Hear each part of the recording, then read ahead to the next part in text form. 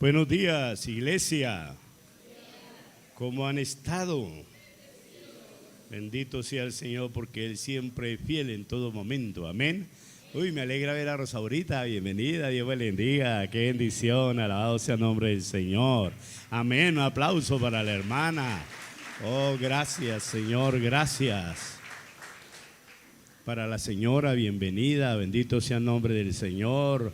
Cada hermano que ha venido en esta mañana, bienvenido y el Señor nos bendiga grande y maravillosamente. Amén. Gloria a Dios. Y le anuncio a toda la iglesia, tenemos ayuno distrital. El ayuno este año se está llevando desde las 8 de la mañana hasta las 12 del día con programación en pantalla por nuestros directivos distritales.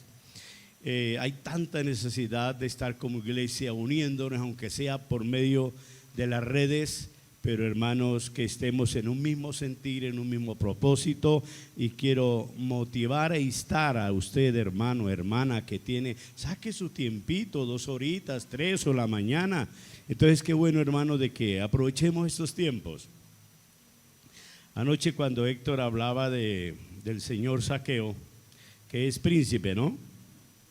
El significado del príncipe, ¿no? No, ¿cómo se le va a ocurrir, Dios mío? Limpio, puro, inocente. Cuando miraba esa parte del texto que dice que él se fue corriendo adelante, yo sentí un timbronazo en mi espíritu y me acordé lo que era la iglesia cuando yo me convertí. La iglesia salía corriendo, dejando comida, dejando esto, dejando aquello, pero la iglesia no quería perderse un solo momento, amado hermano, desde el instante en que se iniciaba la reunión en la presencia y en la casa del Señor.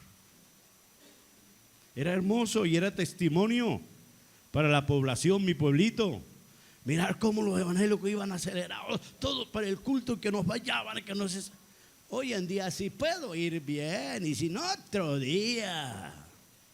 Pero cuando yo meditaba anoche en eso, la pasión por conocer a Jesús, la pasión por recibir perdón de pecados, por estar en comunión en este hombre era impresionante.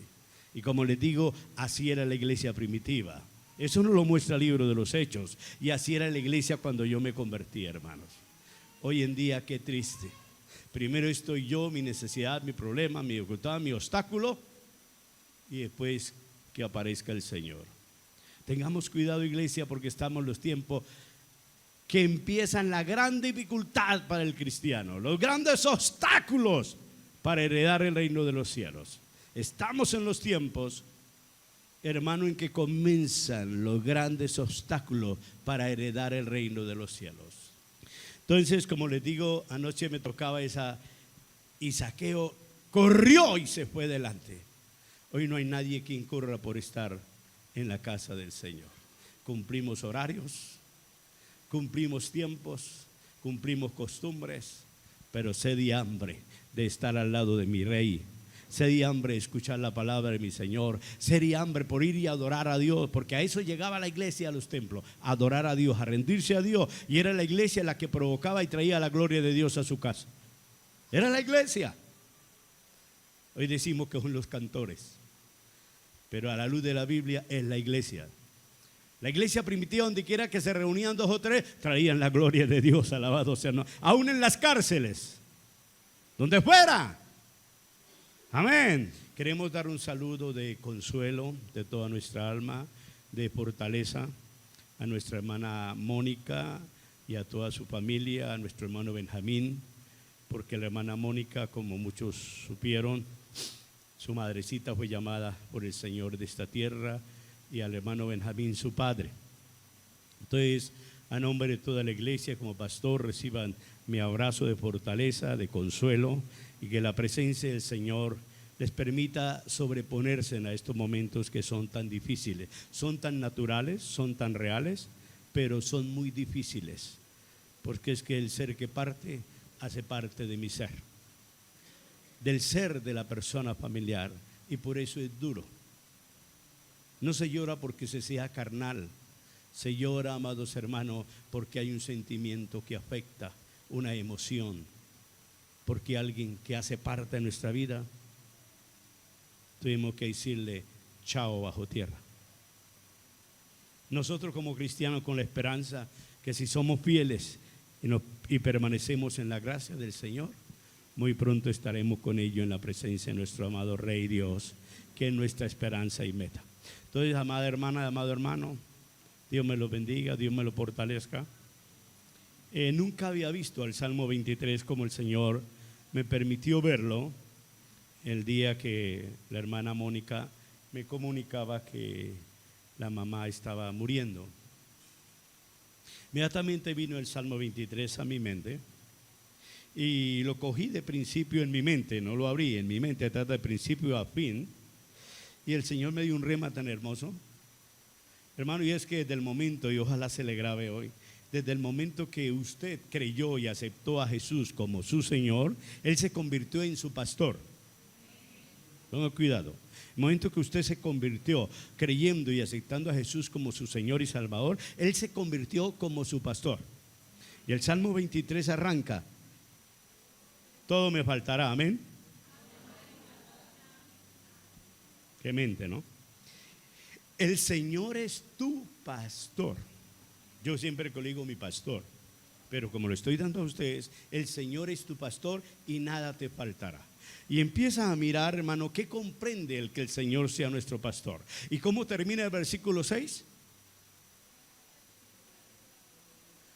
Desde que usted y yo aceptamos a Jesús como nuestro pastor, Él es nuestro guiador, es el que nos va dirigiendo hasta llevarnos a la casa del Padre Celestial. ¿Cuántos alaban a Dios?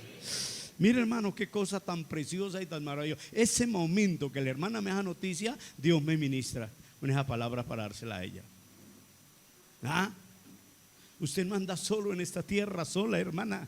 Así se queje, así llore, así le guste berrear y quejarse, nunca está sola ni solo. Porque el buen pastor, quien dice que nada te hace falta junto a Él, está siempre a tu lado y contigo, como conmigo, alabado sea el nombre de Dios. Y su propósito es estar contigo hasta presentarlo a la presencia del Padre, para que todos juntos disfrutemos por la eternidad. ¿Cuántos alaban a Dios? Que el Señor me les bendiga, mis amados, con esta preciosa palabra. Señor lindo y Padre celestial, estamos ante tu amada, preciosa y maravillosa presencia. Y también te pido perdón, Señor, porque reconocemos como pastor, como creyente, Dios mío, que hemos descuidado tanto nuestra vida espiritual, que hemos descuidado nuestra vida espiritual, amado Dios, que hoy quizás nos justificamos o pretendemos justificarnos como aquel hombre que llegó al templo con el otro y arrogantemente se sentía bien, se sentía súper espiritual, porque ayunaba, porque diezmaba, porque asistía a los cultos, porque esto, porque aquello, porque lo uno y lo otro. Pero la mala noticia que se llevó, Padre, o que tu palabra nos deja ver, es que a ti no le agradó nada de lo que él dijo y de lo que él vivía, como él practicaba la vida cristiana, Señor. Hoy quizás muchos de nosotros nos creemos súper espirituales y espirituales por esto, por aquello, porque no hacemos como aquel, no hacemos como el uno, no hacemos como el otro, sino hacemos como nos antoja, Señor. Por ello te digo, perdónanos, Señor. Venga tu misericordia y cúbranos, Señor. Y como siempre te he dicho, Señor, sé que la condición del país se debe a que la iglesia ha abandonado los estrados de tu presencia. La situación del país se debe a que la iglesia no hemos cumplido el rol y la misión, Señor, de adoradores en espíritu y en verdad. Tú nos comenzaste, nos llamaste, nos ungiste y nos empezaste a dirigir en la guianza del Espíritu Santo. Pero nosotros nos hemos descarriado. Nosotros nos hemos alejado de ese bello mover, de ese bello sentir, soberano Señor, como es el andar en la guianza de tu Espíritu Santo. Por eso, Papá Dios, en el nombre de Jesús, perdóname y perdónanos, Señor.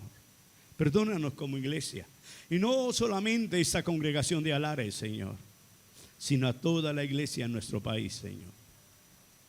Oh, Señor del cielo, perdona a aquellos que se la pasan juzgando, justificando su vida espiritual y señalando a los demás, Señor, como imperfectos, como pecadores, como impuros, como indignos, Señor, de tu gracia. Perdónanos, Señor, porque nos salimos, Dios del cielo, del rol que tú nos has dado para tomar, Dios mío, la posición de jueces vengativos. Perdónanos, Señor. Y haznos, Dios del cielo, en tu gracia y misericordia, semejantes al perfecto, a tu Hijo, a Jesús. Entendiendo que aunque no somos perfectos, tú por tu gracia nos has colocado en el camino de la perfección, para que cada día avancemos en pro de obtenerla el día que tú aparezcas por nosotros, Señor, allí sobre las nubes. Permita, Señor, que al venir a tu casa, nuestra actitud, determinación sea la de Zaqueo. Hacer que la gloria de Dios llene nuestra vida. Hacer que la presencia de Dios invada nuestra vida. Hacer que la unción del Espíritu Santo guíe nuestra vida, Señor. Oh, en el nombre amado, precioso, todo maravilloso y único de Jesús, tu Hijo. Toma mi vida. Como siempre te la presento y te la ofrezco. Úsala una vez más en esta mañana, de modo que tu nombre sea exaltado, alabado y magnificado, Señor del cielo. Padre, y tu iglesia pueda percibir y recibir la enseñanza para caminar en ella, Señor, con el fin de agradarte a ti y solo a ti. Y poder cumplir, Señor, con la misión de alumbrar en medio de un mundo de tinieblas. En el nombre todopoderoso, precioso y amado de Jesús, te digo gracias. Gracias, amado Dios, porque eres bello, hermoso y precioso. Que tu presencia nos acompañe y nos bendiga. Amén y amén. Bueno, un breve repaso. Quiero escucharles, hermanos. Quiero resaltar lo que la última parte que usted nos dejó hace 15 días y Héctor nos recordaba el domingo que pues era como de estudiar, de meditar, que es Romanos 8:1, la parte C, el versículo 4 y Gálatas 5:16. Amén. Y pues como hogar estuvimos meditando este martes en ello y podíamos ver y compartir que sencillamente el andar conforme al Espíritu, guiados por el Espíritu, es andar como Jesús anduvo. En esa dirección, siempre dependiendo del Padre, como Él nunca obró en su carne, por decirlo de esa forma, sino que siempre fue guiado por el Espíritu Santo, aún teniendo momentos duros como muchas veces nosotros lo pasamos, pero que Él es nuestro máximo ejemplo. Y pues es hermoso ver cómo en el grupo también se testificaba que esa palabra tan directa de parte de Dios, para aplicarla, porque pues están viviendo momentos así de dificultad y que Dios a través de ello como que ha recordado la palabra y habían testimonios en el grupo por ello. Oh, qué bendición, alabado sea el nombre del Señor. Por este lado, hermano Armando. Buenos días. Sí. Bueno, pastor, el martes en nuestro altar congregacional quisimos recordar los objetivos y no solamente recordarlos, sino tratar de memorizarlos para llegar a cumplir así el último objetivo, que es decidir guardar, atesorar en nuestra alma y memoria la palabra de Dios. Amén. En pro de sembrar para bendición y vida plena. Entonces quisimos recordarlos, tocarlos y aparte de eso memorizarlos para muy empezar bien, a excelente. cumplir a lo que nos lleva la palabra. Amén, amén. ¿Lo hice en el grupo? Sí. Uy, súper. Amén. Los tres, si Dios lo permite. Amén. 1, 2 y 3, hablen. Comprender que el andar en la carne conlleva el vivir una vida compleja y sin esperanza de vida eterna, mientras que el vivir en el Espíritu nos conduce a disfrutar el vivir en la voluntad de Dios y posteriormente gozar de la vida eterna. Amén. El 2. Mostrar que lo que hoy enfrentamos, paz, un buen vivir o tristeza, angustia y dolor, es el justo resultado de lo que derramamos o esparcimos ayer. Amén. Y el tercero, decidir guardar y atesorar en nuestra alma y memoria la palabra de Dios en pro de sembrar para bendición y vida plena. Amén. Un aplauso, alabado sea el nombre del Señor. Gracias, gracias, Señor. Uy, qué bueno, muy bien. Cada día me convenzo de esa verdad. Si nosotros no memorizamos, atesoramos la palabra del Señor en nuestra alma, en nuestra mente, es difícil ser cristianos hasta el final. Es difícil obedecer la voz de Dios, pero si nos proponemos a ello, siempre tendremos la ayuda y la iluminación del Espíritu Santo. ¿Quién más? Bueno, un hermano que asiste al día martes al altar congregacional que me diga qué diferencia ha notado entre el vivir en la carne al vivir en el espíritu. Allá está la hermana Eddie. Buenos días, hermanos. En mi hogar es donde con la hermana Diana, uno de los testimonios que se habló ese día, pues yo le estaba comentando a ella que la palabra que el pastor nos ha venido dando, pues se me ha presentado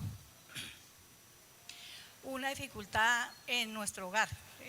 Entonces, enfrenté tratar como de solucionar, pero gracias a Dios me ayudó mucho ese día de ver que Dios me dio fuerza y recordé la palabra del pastor y lo que hemos venido aprendiendo, de que tuve mucho como mansedumbre, tuve muchas cosas en mi vida que no era, o sea, mi actuar sería otro en donde hubiese estado en la carne. Amén. Qué Actué de bendición. una manera lo más pacífica que pude. Amén. Y mejor dicho, o sea, demostré a mí misma y a las personas que estaban ahí de que en ese momento no era yo, sino era Dios que estaba con Amén. fuerza, estar enfrentando como ese momento y me sentí súper bien y le di gracias a Dios por eso y sentí que también mi actitud le dejé ejemplo a esas personas que estaban ahí. Amén, Porque fue hermana, la Dios el que me dio felicitamos la- y que Dios me le bendiga. Qué hermoso, vea, qué precioso. Qué hermoso, sí podemos agradar a Dios. Sí podemos andar en el Espíritu y dejar las obras de la carne. ¿Qué experiencia han tenido sobre lo que es una vida espiritual que agrade a Dios? La hermana nos dice que en ese sentir de volver a la vida espiritual, está dando paso de volver a tener una vida de oración, más frecuente y más permanente en la oración. ¡Qué bendición! Entonces vamos a Gálatas, capítulo 6. Vamos a leer hoy. Bueno, hay que hacer de memoria para refrescar el versículo 1, no, del versículo 25 del 5 hasta el versículo 5 del 6. 25, 5, 5, 6. Listo, de manera tribunal para la honra del Señor, bendición y edificación de nuestras vidas. Si vivimos por el Espíritu, andemos también por el Espíritu.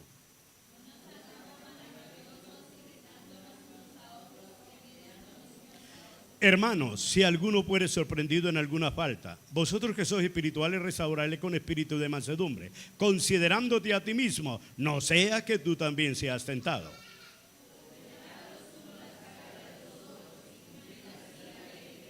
Porque el que se cree ser algo, ojo, ojo, no siendo nada, a sí mismo se engaña.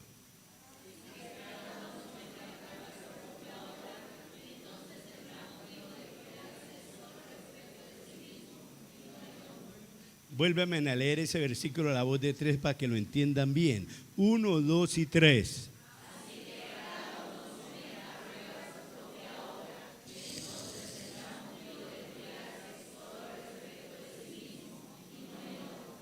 Porque cada uno llevará su propia carga.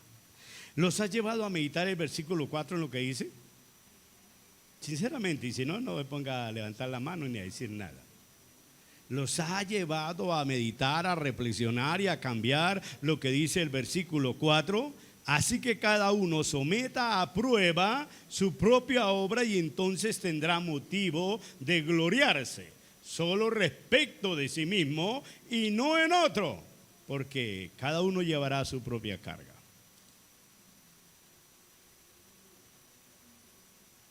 ¿Has meditado en ese versículo? ¿Les ha causado inquietud? ¿Les ha causado despertar? ¿Les ha causado rasquiña en su alma y en su mente? Porque es que hoy nos gloriamos a costilla de los demás, hermanos, creyentes. Pero no, amados hermanos, porque nuestra vida esté compareciendo delante del Señor transparente a la luz de la palabra, que eso es lo que dice el texto, en lo que venimos hablando. Hoy vamos a entrar al versículo 3, versículo 5. Gálatas 6 es el fruto de Gálatas 5, de vivir en el Espíritu y de dejar las obras de la carne. 6 es el fruto de ello. No sé cuántos han venido siendo confrontados. Si alguien, versículo 3 y 4, los vamos a unir. Si alguien cree ser algo cuando en realidad no es nada, se engaña a sí mismo. Pregunta, ¿por qué creen que el texto dice de esa manera? ¿Por qué el texto dice, si alguien cree ser algo cuando en realidad no es nada, se engaña a sí mismo? El 3 dice, porque si cree ser algo siendo nada, en sí mismo se engaña. Pastor, porque nosotros en ciertas maneras nos sentimos ser, que lo sabemos todo, pero a una realidad nosotros no tenemos en sí claro lo que el Señor nos quiere enseñar. Bueno, gracias, hermana. ¿Quién más? Muchas veces nosotros nos creemos más que todos, pero realmente no somos tan importantes como nos creemos, y así mismo nos engañamos al nosotros pensar eso. Ay, santo Dios. Porque nos engañamos cuando creemos que somos más espirituales que el que cayó. No nos salgamos del contexto. Bien, hermana, por favor, ve. Nos engañamos cuando creemos que somos más espirituales que el que cayó, que el que resbaló, que el que pecó, cuando realmente no somos nada. El asunto es preguntar, ¿y por qué dice la Biblia que no somos nada? Porque cuando nos creemos más que los demás es porque no somos nada. Porque ante Dios, el de atrás, el del medio, el de adelante, el pastor, somos iguales por la gracia y la misericordia de Dios. Amén. Ay, santo es el nombre de Jesús. Recuerde que estamos en la iglesia o en los caminos del Señor por pura gracia. No porque usted ayuna más, no porque usted ora más, no porque usted se aprendió la Biblia de Génesis y Apocalipsis. No, es por pura gracia de Dios. Los escribas y los fariseos sabían las escrituras, pero no tenían gracia de Dios. Por eso hay de vosotros, hipócritas, escribas y fariseos, les decía el Señor reiteradamente. ¿Me estoy haciendo entender? Ay, quiera así sea, Señor. Si un creyente que se cree ser alguien importante, súper espiritual y superior para ayudar o restaurar a un hermano que ha caído en una debilidad y ha pecado, vive en una falsa idea e ilusión, porque creemos superiores o mejores espiritualmente que los demás. Es un autoengaño. Recordemos el pasaje sobre quién es mi prójimo, y él nos va a ilustrar más la idea de lo que está diciendo el apóstol Pablo. El caso del sacerdote, el caso del levita y el caso del samaritano, que nosotros encontramos allí en Lucas 10, 25 al 37, frente al hombre que fue malherido y que se encontraba a punto de morir. Por unos momentos más y muere. A ver, quiero que ustedes se coloque a alguien de pie y me haga mención de lo que sucedió allí. Recuerde lo que estamos mirando. Si alguien cree ser algo, el sacerdote creía ser muy importante delante de Dios y muy valioso, cuando en realidad no es nada, se engaña a sí mismo. El levita se consideraba súper especial delante del Señor. Un samaritano no era nada ni delante del sacerdote, ni delante del levita, ni delante de los judíos, ni delante del Señor. Pastor, en la parábola nos enseña que el hombre que se encontraba allí fue atracado, fue golpeado, y inicialmente pasó por allí el levita, lo vio, no tuvo misericordia, antes lo juzgó, y igualmente el sacerdote. Pero al pasar el samaritano no solamente se compadeció de él, levantándole, curándole las heridas, sino que lo llevó al hostal de la aldea, y allí lo alojó y le dijo a quien estaba a cargo que necesitar más por el alojamiento, él lo pagaría. Muy bien. Entonces resulta que está ahí mal herido el hombre. Llega el señor levita. Ay, yo tengo que cumplir una liturgia. ¿Cierto? Luego pasó el señor sacerdote y dijo: ay, yo tengo servicio en la casa de Dios, no para levantar a este man. Y luego llega un particular extranjero y lo ve. ay, este es un humano, lo hirieron, está mal herido y tiene de él misericordia. Les hago esta pregunta: ¿en quién estaba obrando el Espíritu de Dios? ¿En los dos que tenían cargos grandes en el altar de Dios o en el extranjero? ¿Y por qué? Porque los dos primeros creían que valía más un oficio, un rito, que cumplir con el amor de Dios, que es la ley perfecta del Señor. Eso se lo mostré hace 15 días. ¿Cómo nos queda el ojo? ¿Cuántos de ustedes dejan a su esposo aguantando hambre porque tiene que venir a un culto? ¿Cuántos de ustedes dejan a su niño sucio llorando en la casa porque tengo que ir al culto? Pero ¿qué nos dice la Biblia? El que no sabe cuidar su propia casa no sirve para que adore a Dios, para que agrade a Dios. Y nos venimos con una cantidad de fechorías, de tonterías religiosas, hermano, y se nos olvida que lo más importante delante de Dios es el amor que de Él hay en nosotros y que no lo podemos ocultar ante la necesidad de nuestro semejante. Por eso el texto enfatiza: si alguno de vosotros fuera sorprendido en alguna falta, si un hermano fuera sorprendido en alguna falta, usted que tiene un cargo en la iglesia, usted que ejerce liderazgo en la iglesia, usted que se considera espiritual, usted que se considera consagrado, como aquel yo diezmo, yo oro, yo ayuno, etcétera, etcétera, ¿qué? Primero, restáurele con espíritu de mansedumbre. Alabado sea el nombre de Dios. No lo deje, no lo abandone, menos lo critique y mucho menos lo vaya a juzgar. Cuadrangular legítimo, hermano. Pero ¿qué es lo que hacemos nosotros?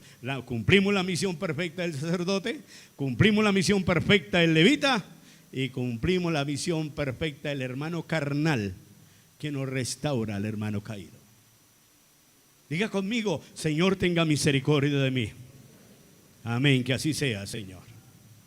Recuerde, siempre que le pidamos algo a Dios es así. Siempre que lo adoremos, lo exaltemos, lo alabemos, es así. Alabado sea el nombre del Señor. Señor, tenga misericordia. No, hermano. Señor, tenga misericordia de mí.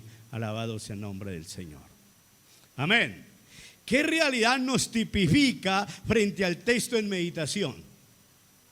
¿Qué realidad nos tipifica, amado hermano, frente a la pregunta aquí sobre quién es mi prójimo? Este pasaje donde está el sacerdote, el levita, el samaritano y el mal herido, ¿qué nos tipifica frente al texto en meditación? Que si alguien cree ser algo cuando en realidad no es nada, se engaña a sí mismo. El cargo no es el que me hace ser espiritual delante de Dios.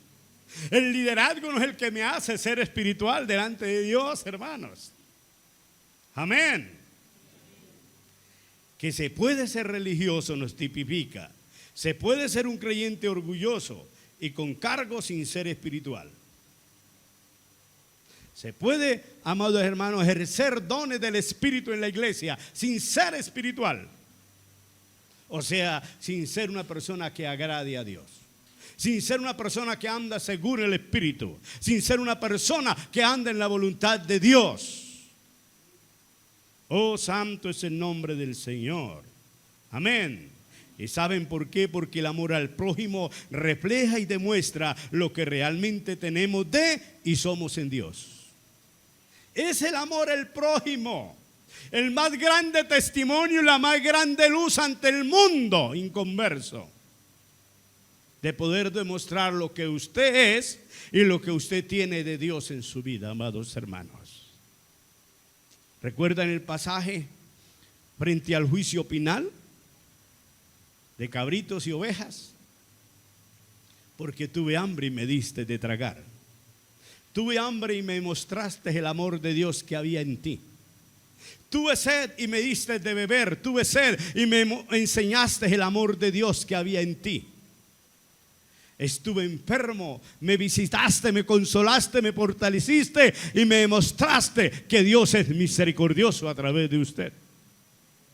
Cada actitud como creyentes estamos reflejando, demostrando quién es Dios. Si es severo, si es injusto, si es cruel, si es amoroso, si es misericordioso. Oh, santo es el nombre de Dios. Si es el que dice la Biblia que es, o si es el que dicen los impíos que no es. ¿Me estoy haciendo entender, iglesia?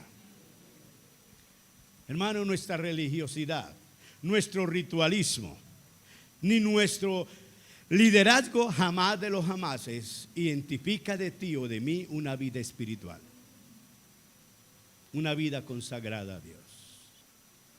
Bien dijo Jesús, por sus frutos los conoceréis.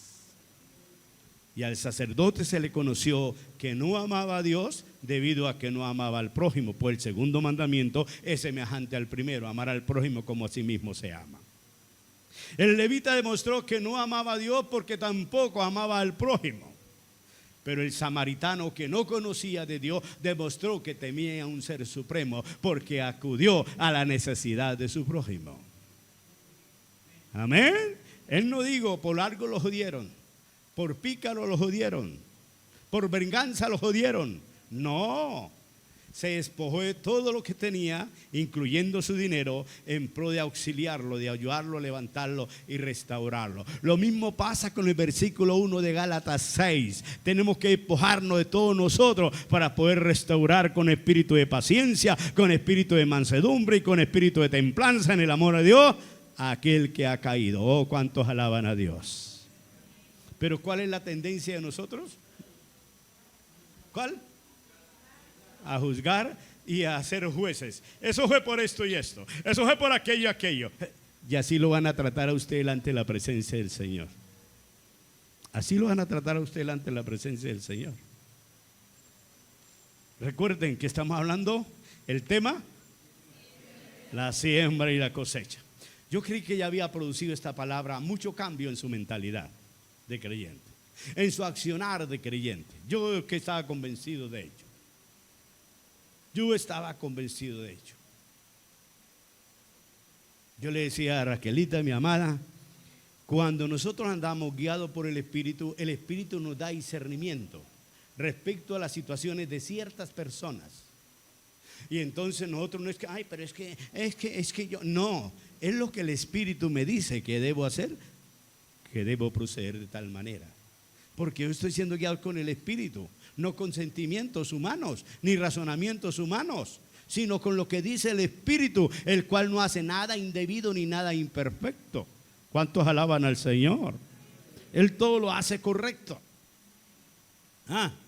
Quizás no pareciera injusto que el Espíritu Santo a dos hombres que están predicando por aquí y por allí, echando fuera demonios, exorcando, liberando a mucha gente, hermano, porque unos bichos se levantan y lo acusan, vayan y lo metan en la cárcel, le amarren los pies, amado, las manos y lo dejen ahí inhábiles, todos sangrando. Quizás es injusto delante del Señor, ante nuestros ojos y razonamientos humanos, pero ante el Rey del cielo y ante la potencia del universo en lo alto, era lo más justo y perfecto que podía suceder. Así pasa con nosotros en esta tierra, bendito sea el nombre de Dios.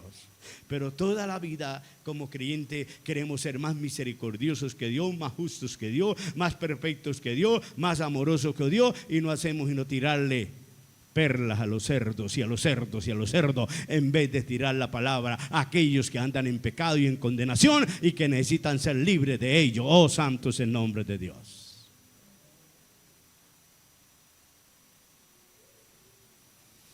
Este versículo, el 3, nos advierte sobre el peligro del orgullo espiritual y la autosuficiencia, recordándonos que nadie es espiritualmente mayor a los demás, nadie espiritualmente está por encima de los demás hermanos, pues el estar en Cristo solo es por gracia de arriba y no por esfuerzo o capacidad humana, y todos nos necesitamos los unos de los otros.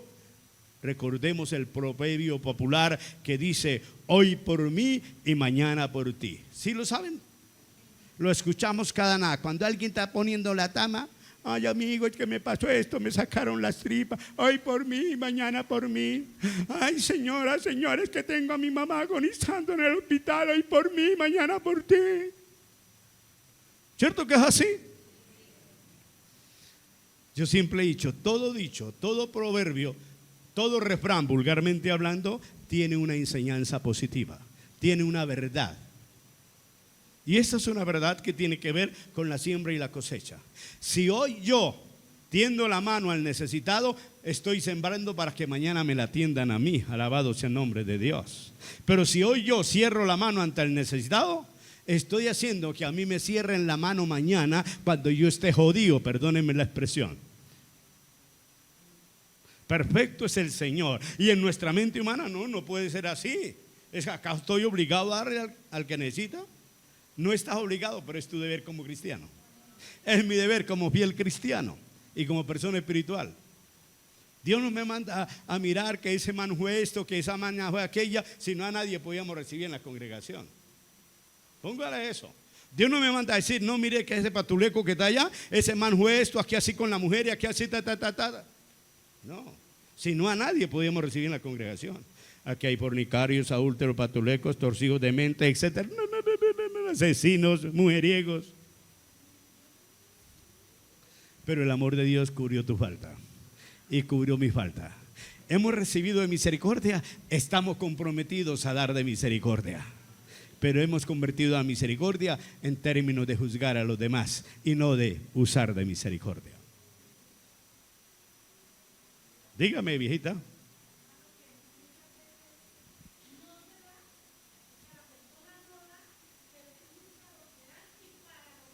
Muy bien. Siempre tenemos la posición de criticones jueces. Nosotros somos más sabios que el que da, más espirituales que el que da, más consagrados que el que da, y no solamente no damos, sino criticamos al que se pone a dar y para la causa que está dando. Pero eso no nos dice la Biblia a nosotros. ¿Quién dice que César era bueno? El gobernante en los tiempos de Jesús. ¿Quién de ustedes dice que Germán era bueno? ¿Era malo? ¿Y qué dijo el Señor? Denle a César lo que es de César. Y Jesús sabía que César era malo. Como sabía que Zaqueo, aunque tenía un nombre tan privilegiado, era re malo. Pero le dijo, hoy ha llegado la salvación a tu casa, alabado sea el nombre del Señor, por cuanto tú eres hijo de Abraham a causa de tu fe, que demostró desde cuando sabías que yo tenía peregrinación por Jericó. Se adelantaste a quererme ver, a quererme encontrar. Eso es fe. ¿Cuántos alaban el nombre del Señor? Qué bello. ¿Sí ve, hermanos?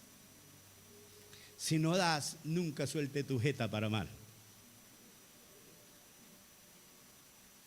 Si no va a darle al necesitado, nunca permita al enemigo soltar tu jetica. Simplemente no dio ya, punto, silencio. Ni critica al que va a su lado y dice, uy, me hubiera dado 5,000 pesitos a mí, mire que yo. Cállese la jetica, hombre. Que Dios es el que sabe quién tiene necesidad. Eso lo dice el Evangelio de Mateo. Bendito sea el nombre del Señor. ¿Están confundidos o vamos bien? Gloria sea el nombre del Señor. Entonces le está diciendo,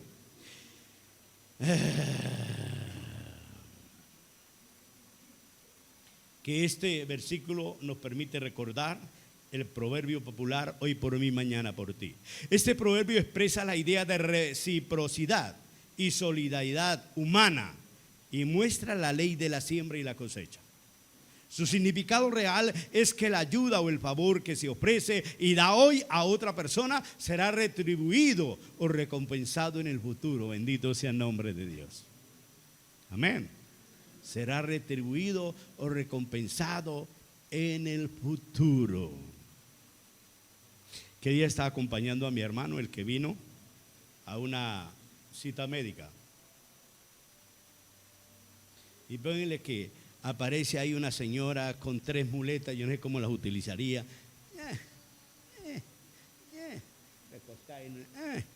Yo estaba ya sentado, me paré, fui, traje una silla de allá, se la coloqué.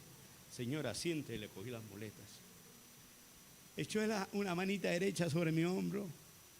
Ay, yo esto lo hice muchas veces en el pasado con los ancianos. Creo que Dios me está recompensando, que te recompense a ti también. Yo le dije, amén, y que así sea. La viejita reconoció que lo que había hecho en el pasado con otro, hoy el Señor estaba permitiendo que recibiera también recompensa de hecho. y a la vez estaba sembrando la palabra sobre mi vida. Alabado sea el nombre de Dios. Amén. Qué hermoso, hermanos, cuando nosotros podemos saber quiénes somos y conservamos nuestra identidad en medio de este mundo de personas espirituales, de entes espirituales, por la gracia y la misericordia de Dios. Y que no estamos para juzgar ni señalar, mucho menos por sentenciar a los demás. Amén. Versículo 4. Léame en el versículo 4.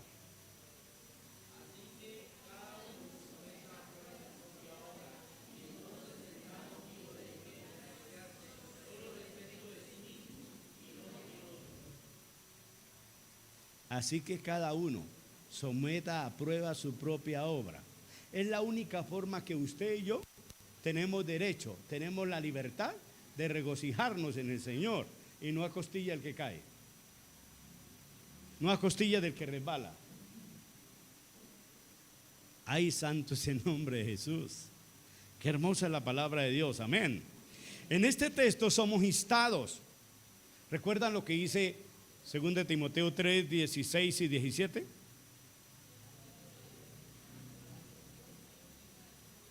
¿Para qué es útil la palabra?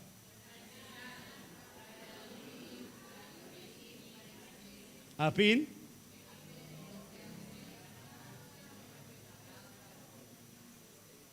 Ay, qué hermoso, ¿no? ¿Qué está haciendo aquí el apóstol Pablo en el versículo 4? ¿Cuál de las 4 funciones de la palabra está cumpliendo aquí? Así que cada uno someta a prueba su propia obra y entonces tendrá motivo de gloriarse solo respecto de sí mismo y no de otro. Una de los 2 versículos y dígame cuál de las 4 habilidades que tiene la palabra para tratar con nosotros se está cumpliendo aquí. Muy bien, rearguyéndonos e instruyéndonos. Póngale usted cuidado, cumple las 2. Cumple las 2. Mire usted, ¿cuál es el fin de que la palabra de Dios nos reargulla, nos instruya? Sí, pero ¿a fin de qué? De perfeccionarnos. ¿En pro de qué? De que ejercitemos, desarrollemos toda buena obra como lo hizo Jesús. Amén. Enteramente preparado para toda buena obra. Déjeme decirle, si tú eres un cristiano que ama la palabra del Señor y que se cree espiritual, hermano, tiene que estar siempre dispuesto a servir en toda buena obra. A servir en toda buena obra, porque esa es la razón de que exista la palabra de Dios ante sus ojos, pronunciada en sus labios, guardada en su memoria y vivida en su alma. Bendito sea el nombre del Señor. Amén. Aleluya. En este texto somos instados a examinar nuestra propia vida, testimonio y conducta, en vez de estar y andar comparándonos jactanciosamente con los demás hermanos y más con los débiles o inmaduros en la vida espiritual. Pues esa manera de vivir el cristiano nos lleva a poner en peligro nuestro crecimiento y madurez espiritual. El que es así nunca sale de ese nivel, nunca crecerá espiritualmente, nunca le miraremos frutos de consagrado o consagrada, jamás de los jamases, porque vive pendiente quien da bote, quien resbala para justificarse y señalar que los otros son más malos o más malas que él. Que el Señor tenga misericordia, nos dé entendimiento, hermano, para poder amar y obedecer su santa y preciosa palabra. Amén. Pero al ponernos a prueba nosotros mismos ante el espejo de la palabra, es ello lo que nos da el motivo de gozarnos en nuestro caminar en el Señor y no usando la vida de otros, amados hermanos. Esto nos habla que en el momento de querer ayudar en la restauración del hermano que resbala, falla y cae, primero debemos observarnos si estamos viviendo agradablemente ante Dios, y es lo que el Señor nos enseña y manda en Mateo 7, 3 al 5, que en la primera palabra sobre este tema les hablé. ¿Recuerdan que dice Mateo 7, 3 al 5? Habla de una estilla, habla de una paja y habla de una viga. ¿Qué?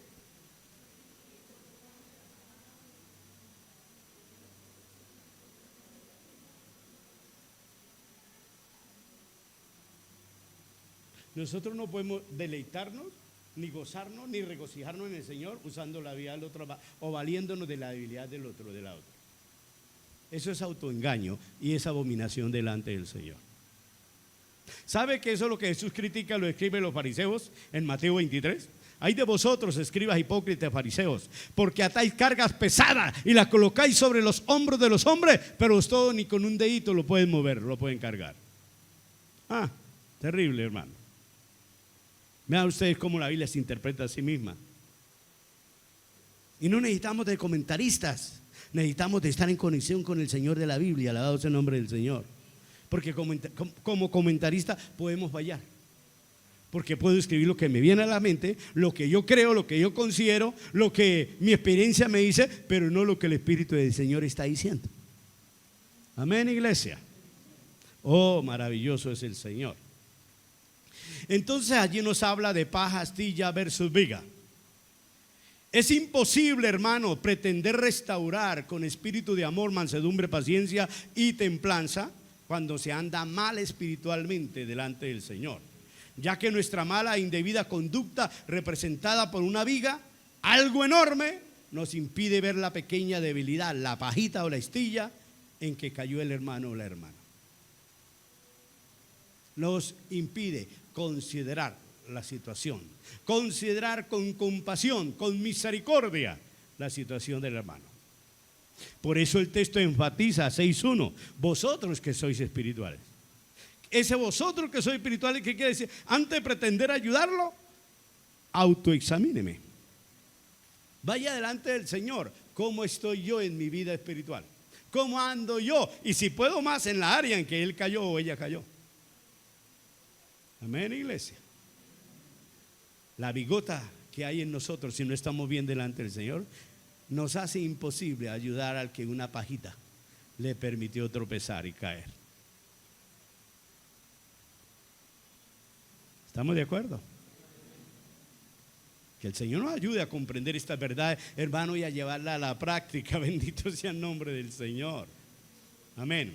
El mismo apóstol, escribiendo a los Corintios, de igual nos manda a examinarnos y a poner a prueba nuestra propia vida de creyentes, enfatizando en la responsabilidad que tenemos cada uno delante del Señor. Primera de Corintios 11:28, y que en la cena antepasada miramos, nos dice que antes de participar del pan y de la copa debemos examinarnos cómo nos encontramos espiritualmente. Esto teniendo en cuenta el significado de la cena de comunión. Pero hoy en día, ¿cómo se llega a la cena de comunión? Estoy en el negocio, ¡ay! Yo me voy. Ni bañese la jeta alcanzó. Por venir a cumplir con un rito, con una costumbre, mas no por venir a valorar el significado y a apreciar lo que Jesús hizo por usted y por mí. Pero el apóstol dice, examine primero, para que pueda participar de esta manera de la mesa del Señor, de la cena de comunión. Nunca la Biblia nos dice que dejemos de comer la cena. No, evaluémonos, examinémonos, pongámonos a cuenta, y entonces participemos. Nunca nos dice que no lo participemos. En 2 Corintios 13:5, ante las pruebas que los creyentes pedían del apóstol Pablo para ver si Dios hablaba por medio de él, si era cierto que Dios hablaba por medio de él, el apóstol les manda que ellos eran los que debían examinarse para que notaran si realmente estaban viviendo y andando según la fe en el Evangelio y el Señor Jesucristo. No fuera que estuvieran caminando desviadamente siguiendo a los falsos profetas y maestros que como hoy siempre los ha habido. Y esto es muy común en el cristianismo. Cuando un hermano o hermana anda mal espiritualmente, comienza a hablar mal del pastor. No es que yo me esté lavando las manos, no, eso de todos los pastores se habla mal cuando un creyente anda torcidamente o está dando lugar al enemigo. Se habla mal del liderazgo y se habla mal también de la misma iglesia donde nos congregamos, pero ello es solo buscando excusas ante sí mismo y queriéndose vanagloriar delante del Señor. Pero ya nos dice la palabra que eso es autoengañarse. Amén. Es otro autoengaño. Que Dios en su gran misericordia nos guarde una vida de verdadero temor y consagración, para ajustarnos a lo que enseña la palabra como personas espirituales y no como se enseñan los razonamientos humanos como personas naturales y carnales. Amén. Gloria sea al nombre de Jesús. Voy a hacer aquí el paréntesis que les digo porque después me puedo olvidar. Resulta que cuando entramos a Gálatas 6:1 dice: si algún hermano fuere sorprendido en alguna falta, vosotros que sois espirituales, restaurarle con espíritu de mansedumbre. Muy bien. Entonces yo dije, los hermanos me van a sacar la pregunta, como no estudiosos de la Biblia, me van a sacar la pregunta. Pero pastor, Mateo dice, a ese téngalo por gentil y publicano. El apóstol Pablo, ¿qué dice de ese? No os juntéis con aquel que llamándose hermano fuere idólatra, fornicario, adúltero, perverso, etcétera, etcétera. ¿O no han leído esos dos versículos, esos dos pasajes? El uno está en Mateo 18 y el otro está en Corintios 11. ¿Sí lo han leído o no? ¿Por qué no salió la pregunta? Si aquí nos está diciendo, restáurele con espíritu de mansedumbre, pero ahí dice, téngalo públicamente como gentil y publicano, no como cristiano. Y aquí dice, no se junten con ese porque es fornicario, adúltero, perverso, mentiroso, engañador, etcétera, etcétera. Un interrogante: ¿por qué la orden de examinarnos y probarnos antes de intentar restaurar al que cayó? Es una pregunta que me la deben contestar. ¿Por qué la orden de examinarnos y probarnos antes de intentar restaurar al que cayó? El hermano Miguel, a ver. Esa orden siento que es porque no hay sea tengamos una viga en nuestro ojo y vayamos a juzgar una paja, un pequeño error en el hermano que cayó. Qué buena apropiación, hermano. Qué buena consideración, qué buen vistazo. Qué buena observación. Debemos examinarnos, no va y sea que las faltas que nos cubren, que ya no podemos mirar a los hermanos ni vamos a la iglesia, nos impide, hermano, inhabilita para restaurar a un hermano que por una pequeña falta, un pequeño desliz, dio bote, sin querer decir que esa persona venía desarrollando una vida práctica en esa área, sino la tentación lo cogió y para el piso. ¿Qué otro aporte tienen? ¿Por qué la orden de examinarnos y probarnos antes de intentar restaurar al que cayó? Porque el autoexamen hace posible que observemos y meditemos en la debilidad o conducta en forma constructiva, restaurativa y no de juzgar y condenar. Ello lo que nos lleva a considerarnos a nosotros mismos según la parte B del versículo 1. Si yo me autoexamino, me lleva a considerarme en el momento de ir a tratar con mi hermano que ha caído, con mi hermana que he sorprendido en alguna falta. Pero si yo no me autoexamino, inmediatamente voy juzgando, voy sentenciando y voy condenando. Amén. Tengamos cuidado cómo andamos delante de la presencia del Señor. Dentro del versículo 5 con el cual concluimos en esta mañana. Porque cada uno llevará su propia carga. Les tengo otro interrogante que deben hacer en el estudio. ¿Por qué en el versículo 2 parte B dice sobrellevad los unos las cargas de los otros? Y aquí dice porque cada uno llevará su propia carga. ¿Les llevó alguna inquietud eso? ¿Sí? ¿Cómo qué? Muy bien, excelente, Dianita. La llevó a preguntarse ¿a qué se refiere cuando primero dice sobrelleven las cargas los unos de los otros? Y aquí está diciendo cada uno llevará su propia carga. ¿Qué más? ¿Quién más le causó algo? Les pregunto, ¿hay contradicción o no hay contradicción? Los que me dicen que hay, levánteme la mano. Listo. Los que dicen que hay, levánteme la mano. Ahora ninguno. Los que dicen que no hay contradicción, levánteme la mano. Solo 6. ¿Por qué no hay contradicción? Deme la palabra más exacta. La primera parte, cuando dice sobrellevar los unos las cargas de los otros, nos habla como iglesia, como cuerpo de Cristo, ayudándonos, apoyándonos unos a otros en momentos de dificultad, en lo que mismo explica. Si alguien cae y vamos a restaurarle, lo hagamos como mansedumbre. Y cuando dice cada uno llevará su propia carga, es porque cada uno individualmente somos responsables delante de Dios de nuestros actos, de nuestra actitud, y la salvación es unipersonal, es individual. ¿Sabe qué me estaba haciendo su esposa ya? Ese es mi esposo, ese es Benjamín. Muy bien, Benja, Dios lo bendiga por su participación. Yo entendería que en el primer versículo hablas como de ese proceso precisamente de esa restauración, y en el versículo 5 hablas ya de esa cosecha que cada quien va a recibir de lo que sembró. Bueno, gracias por su aporte, hermano. Muy bien, excelente, hijo, excelente. Eso es. Hace 15 días que compartí la enseñanza anterior, les hablé sobre lo que pasa, sobre llevar la carga los unos de los otros. No lo tuvieron presente, solo Benjamín. Somos un cuerpo en Cristo, somos una familia, hermanos, y como familia tenemos el deber, hermanos, de apoyarnos, el deber de ayudarnos mutuamente y de no permitir que el hermano quede tirado en el camino, que el hermano se caiga en la falla y se quede ahí enterrado. No, sino de levantarnos, porque somos de un mismo Dios, de un mismo espíritu, de un mismo sentir, de una misma fe, y a una misma meta vamos y andamos. Bendito sea el nombre del Señor. Entonces, si el hermano cayó, al igual que el samaritano, amado hermano, nuestro deber es despojarnos en pro de ayudarlo y levantarlo para que siga su camino y siga viviendo la vida espiritual de bendición. Alabado sea el nombre de Dios.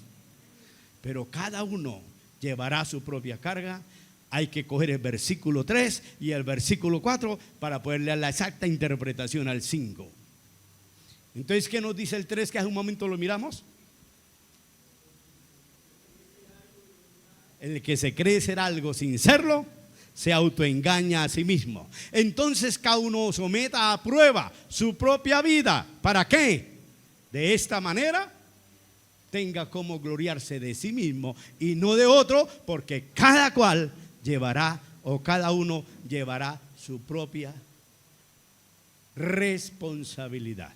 Ello habla de la responsabilidad que usted como individuo del reino de los cielos, hermano, tenemos delante de Dios y su palabra como personas espirituales y no carnales.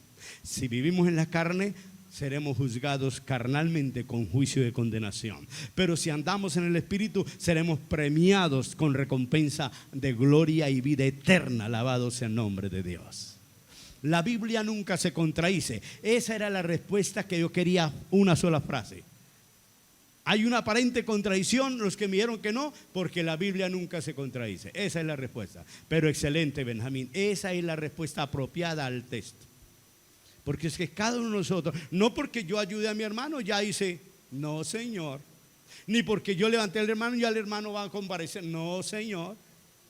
Yo tengo a diario que autoexaminarme cómo ando delante del Señor, si estoy andando en la carne o si estoy andando una vida espiritual que agrade a Dios. Bendito sea el nombre del Señor, para que si no es así, entonces le dé lugar a la palabra, a exhortarme, a corregirme, a enseñarme, a instruirme, amados hermanos, a fin de que yo me salga de ese mal paso, ese mal camino, y enderezca mi caminar delante del Señor, metiéndome una vez a la vida guiada por el Espíritu Santo de Dios. ¿Qué nos dice Romanos 14, 12 y 13? De manera que cada uno de nosotros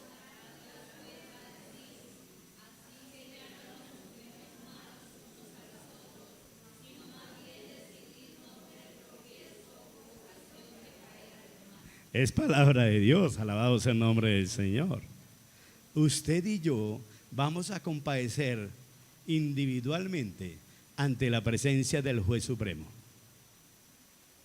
El hermano no va a dar cuentas por mí, ni yo voy a dar cuentas por el hermano. Soy yo el que voy a dar cuenta por mí mismo delante de Dios. Por esa razón no juzguemos más. Él dice, dejen ya de juzgarse. No nos juzguemos más los unos a los otros. Mire la relación, el paralelismo que hay con Gálatas. No nos juzguemos los unos a los otros, más bien propóngase no causar tropiezo, no ser chismoso, no ser mal hablador, perdóneme el término que usé primero, y no pongan tropiezo ni obstáculos de caída al hermano, porque el Señor Jesucristo en el Evangelio dice: el que es de tropiezo mejor es que consiga una buena piedra de molino. Hoy en día hay pocos trapiches, pero la consigue, cuélguesela y busque un pocito y chao el amigo. Ay, santo es el nombre del Señor. Mire, hermano, lo grave que es juzgar al hermano, lo grave que es criticar a la hermana, lo malo que es andar en la carne. Mejor es que se quite la vida de una vez. ¿Ah? Seamos hermanos, seamos amigos, tratémonos como redimidos, como personas que servimos a un mismo Dios de amor, de misericordia, compasión, de gracia por todos nosotros, y así tratémonos nosotros, y entonces haremos resplandecer la gloria de Dios en medio de nosotros y a través de nuestra vida. Bendito es el nombre del Señor. Ay, aleluya, alabado sea Dios. Bueno, porque cada uno llevará su propia carga. Entonces les hacía la pregunta que notamos entre la parte B del versículo 2 y el versículo 5. Una aparente contradicción. Muy bien, una aparente contradicción, pero no hay contradicción. Este versículo deja en claro la razón del por qué actuar de acuerdo a los versículos 3 y 4. Porque cada uno de nosotros tenemos que dar cuenta a Dios de nuestra fe, conducta y proceder en esta tierra, ojo, y en nuestras relaciones de y en amor con nuestros demás hermanos. Bendito sea el nombre del Señor. El versículo está afirmando que cada uno de nosotros somos responsables de manera personal ante el juez supremo, justo y santo. Y incluso Él va a juzgar la actitud del sacerdote y del levita, mala, indebida, incorrecta, anticristiana, frente al moribundo. Pero va a premiar la conducta buena, justa y correcta, aunque no era espiritual, del samaritano no cristiano. Aquí me llegó a la luz el texto: muchos postreros serán primeros y muchos primeros parecerán en la cola. Hermanos, ya en conclusión, en el contexto del capítulo anterior, o sea el 5, específicamente los versículos 16 y entre el 22 y 26, el apóstol Pablo afirma que la llenura y fruto del Espíritu Santo es mucho más que una experiencia pasajera. Es un andar continuo en este mundo bajo y con la dirección de Él, ministrándonos el amor de Dios, la paz que sobrepasa todo entendimiento y llenándonos de gozo que viene de conocer y estar en Cristo el Señor, y con quien participamos y disfrutamos de las bendiciones que nos registra su preciosa palabra. El fruto o el vivir en el Espíritu es el vivir en Él y no en la carne, lo que nos lleva a sembrar misericordia, a sembrar compasión con nuestros hermanos y semejantes débiles, para que de esta manera cosechemos amor y generosidad sin ningún tipo de engaño para nosotros. En el Espíritu Santo obrando en nosotros es quien nos capacita para restaurar con mansedumbre, paciencia y autocontrol al hermano débil cuando éste cae.